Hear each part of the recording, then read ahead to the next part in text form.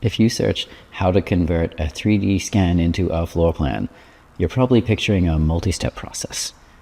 Maybe you scan a space, export a mesh, bring it into CAD, manually trace the walls, clean up the geometry, output a 2D plan. Now that workflow exists, but it's also slow and error-prone and mostly unnecessary now. Here's why that old way was painful. Every handoff in that chain of steps introduces an opportunity for error. Tracing a mesh is interpretive work. Someone has to look at a dense cloud of points and decide, where do you think the wall actually is, and how thick it is, and where the rough opening starts. Also, that interpretation happens back at the office, away from the building, with no way to quickly verify whether a call was right or not. And then that's where dimensional drift shows up. Here's the modern version. You do one scan with 2 outputs, done. Capture apps like Polycam use AI to detect spatial elements during the scan to generate the 2D floor plan automatically alongside the 3D model. You do the same walkthrough, but you get both outputs, and there's no manual tracing, no third-party software between the field capture and the working drawing.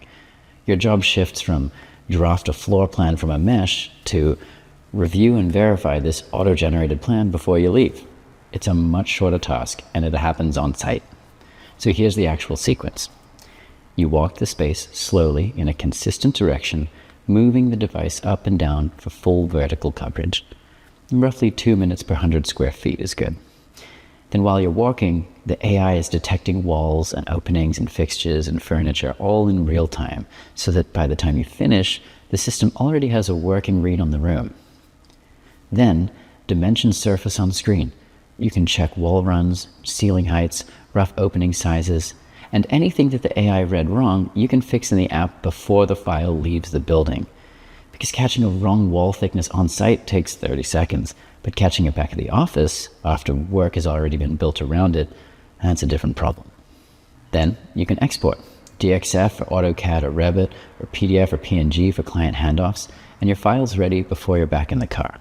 What you want is an output that also includes dimensions that you can verify room by room. A layered DXF, not a flat PNG, gives a drafter editable geometry. A PNG just gives them a reference image that they still have to trace. If the output is just an image, then the manual drafting step hasn't been removed, it's just been pushed one step later.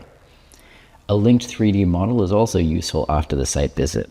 If a question comes up about a measurement, that's where you can go instead of scheduling a return trip.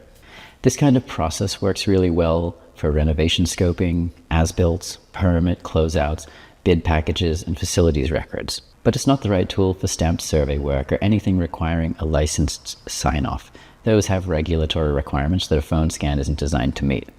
So give it a shot. Polycam is a free 7-day business trial, and you can scan one room, watch the 2D plan generate alongside the 3D model, export the DXF, and see if it meets your standards for your part of the process. There's nothing to rent, there's no conversion software to set up.